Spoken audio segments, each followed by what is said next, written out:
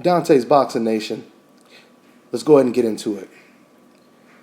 Now, for those of you guys who've been watching my channel and you're subscribed to me, you know that I take great pride into giving you guys the whole truth and nothing but the truth. Now, that's not to suggest that every now and then I don't have my own little personal opinion on certain things, but I mean, for the most part, I'm giving you the whole truth. Now, what I just watched on YouTube, as far as I'm concerned, it took that phrase, whole truth, to a whole nother level, considering the position that this man is in. Now, basically, Bernard Hopkins, he did an interview explaining why Canelo Alvarez lost to Floyd Mayweather and why someone like a Danny Garcia would do much better against the Floyd Mayweather. Now, and I'll go ahead and add the link into the description box later on.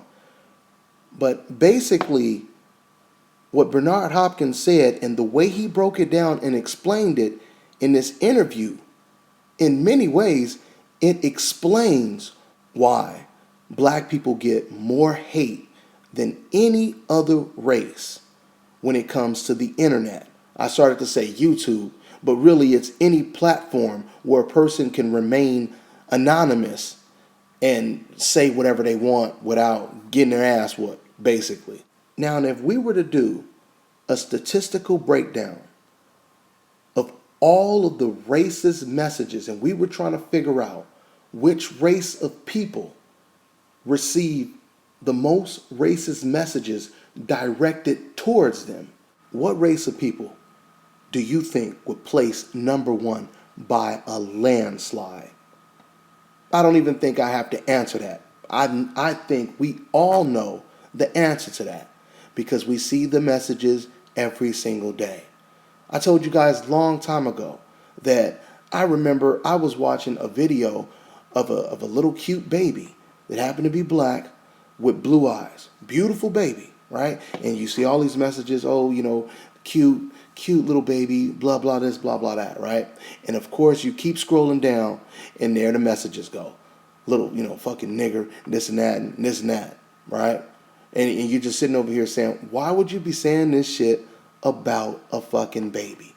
I told you guys before, I have some little cousins, some young little teenage cousins. They're into Japanese anime. They're into Japan shows and et cetera, and they follow that stuff very heavily. And they told me how they go on YouTube and they said, man, the messages are so racist towards blacks, right?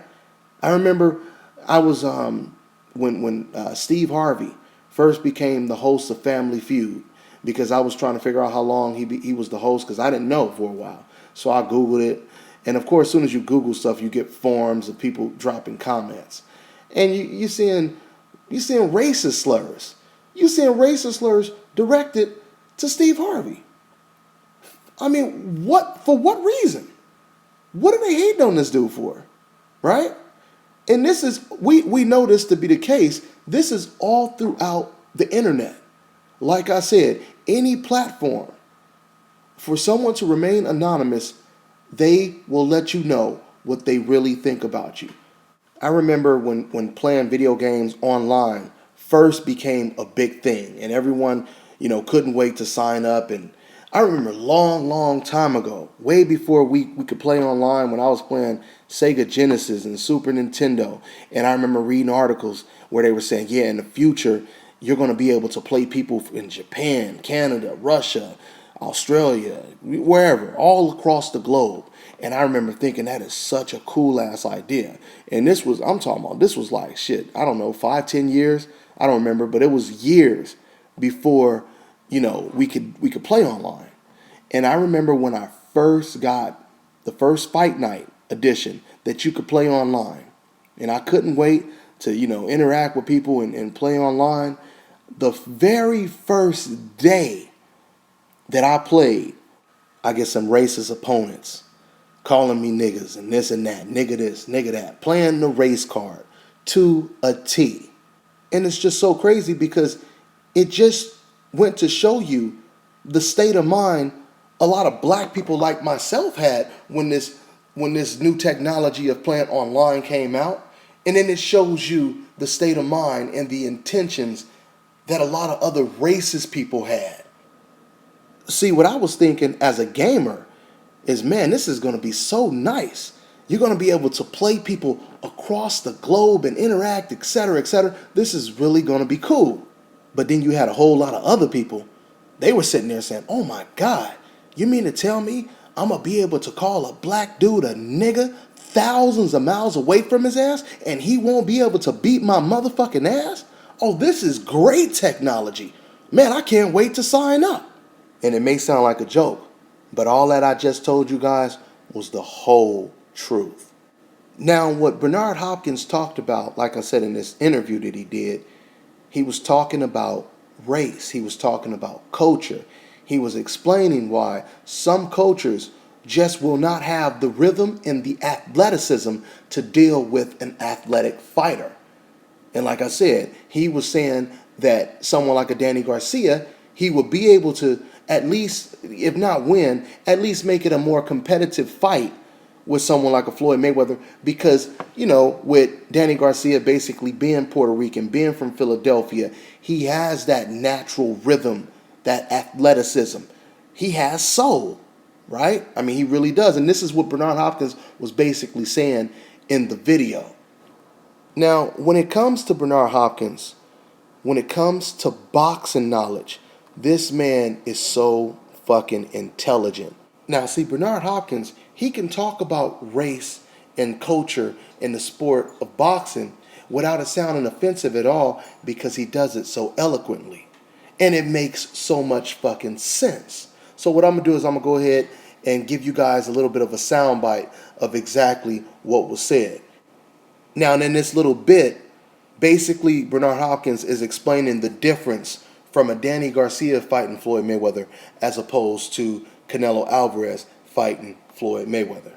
Styles make fights. The difference between Danny Garcia fighting Floyd Mayweather, if it's possible, than anybody else that Floyd Mayweather fight other than Shane Mosley, who had work, is to be around the African American soul and the spirit. They understand when a guy do this and a guy do that, and you're not square up. Certain cultures got certain ways of approaching situations, and when you get a guy that understands the chess game of why a guy use offense to make defense, because he's waiting to counter. And so Danny did something tonight, if you watch the tape when you get home.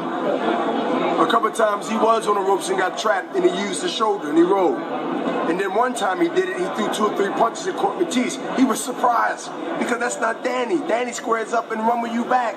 And there's a big brawl, and the crowd is going screaming, but he took out damage. He took damage from that. That was one of the changes in this fight. Danny Garcia will be in the gym of Philadelphia, North Philly. And he'll be around guys like me and myself and younger guys that can emulate and imitate the Floyd style.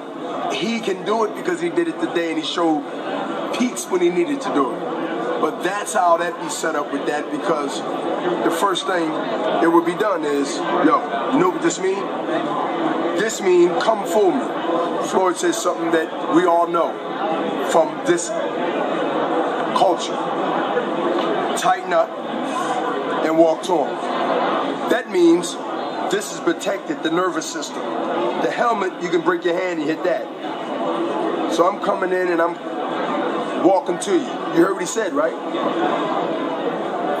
Now while you firing 4 shots off, they're not effective shots. You spent the little gas money, and now I'm chopping you in the middle of that. A couple of rounds of that, you realize ain't nothing really done to you until your nose start bleeding, until your eyes start pumping up over here. And then your ears start getting a little bigger because you've been whacked across the ear with a right hook or a left hook. That's the style. And everybody can't figure it out because it's simple. You get in a fencing position, lay back here, and you walk to a guy. And he's petrified, especially if you're touching him here, and you're stabbing him here, and you're stabbing him there. But you need ability to do that. Every fighter can't do that. I never seen no Mexican fighter come close to doing it. and they won't. Not in the Floyd era. And it's not a statement of race, it's a statement of culture. Certain things I can do better than you, certain things you can do better than me, whatever that is. There it is. So, Bernard Hopkins, he broke it down to a T. And, he was basically saying that you have to be familiar with the culture. You have to be adapted to adjust to this type of culture. You have to have that rhythm, that soul, that natural athleticism to compete with someone like a Floyd Mayweather. Now, to me, this is not to suggest that it's impossible for a Mexican fighter to beat Floyd Mayweather. It is possible for any race to beat Floyd Mayweather. It is just more difficult if you don't have that natural athleticism and rhythm. If you guys go back and watch the Canelo Alvarez fight, which I've watched a million times, Mayweather versus Canelo, and this is one of the greatest things about watching a fight over and over. You always notice little tiny things that you didn't notice before. The more I watched the fight, the more I realized that Canelo Alvarez, he must have really idolized Floyd Mayweather behind closed doors, because this man was mimicking almost every single thing that Floyd Mayweather does. I mean, it's equivalent to, imagine Kobe Bryant playing against Michael Jordan, and all of a sudden you see Kobe Bryant slam dunk with his tongue sticking out. This is the kind of stuff that I noticed with Canelo. Matter of fact, the last time I watched the fight a couple days ago, I noticed something new. I noticed at the beginning of the fight, when the referee does the instructions, as both fighters are staring at each other, Canelo Alvarez is staring at Floyd Mayweather with his bottom lip poked out. Just like Floyd Mayweather. How Floyd Mayweather always sticks his bottom lip out. It kind of looks a little bit like cocky and arrogant. And it's not just Canelo. It's all the people who look up to Floyd Mayweather. Basically, you seen Andre Berto try to do that shit against Robert Guerrero. You see Adrian Broner, of course, do it all the time. And I've seen a lot of new young fighters. I even see fighters come spar at the gym sometime trying to do it. So that was pretty interesting to see someone like Canelo Alvarez trying to mimic Floyd Mayweather. And he wasn't trying to mock Floyd Mayweather. He was trying to be the new Mexican version of Floyd Mayweather. And then, even in the fourth round, I noticed in the fourth round, how Floyd Mayweather, he has that signature punch that he does where he leaps with the right hand or he leaps with the left hook. The leaping right hand is equivalent to boxing version of the Superman punch, right? There's only two fighters that I know right now that can really, really execute that boxing move. That's Roy Jones and that's Floyd Mayweather. Adrian Broner, he can kind of do it a little bit, but, Roy Jones and Floyd Mayweather, they do it to a perfection. So anyway, in the fourth round, Canelo Alvarez, he tried to throw Floyd Mayweather's signature leaping right hand. And I had never really seen no one else really do it, but Canelo, he attempted to do it 2 times in a row. Go back in the fight. Go back and watch the fight. You'll see it. He tries to do it 2 times in a row and to no avail at all. It didn't even come close to landing. But he was really trying to do every single thing that Floyd Mayweather was doing. Floyd Mayweather throws a double jab. Canelo throws a double jab. The only difference is Canelo would try to do the same things and he was not effective. He wouldn't land. If Floyd Mayweather shakes his head, Canelo Alvarez would shake his head as well. See, to Canelo Alvarez's defense, you got to give him credit because he tried to beat Floyd Mayweather at Floyd Mayweather's game. And he had the right intentions. He had the right idea. But what Canelo did not have is the natural rhythm and athleticism to compete with Floyd Mayweather.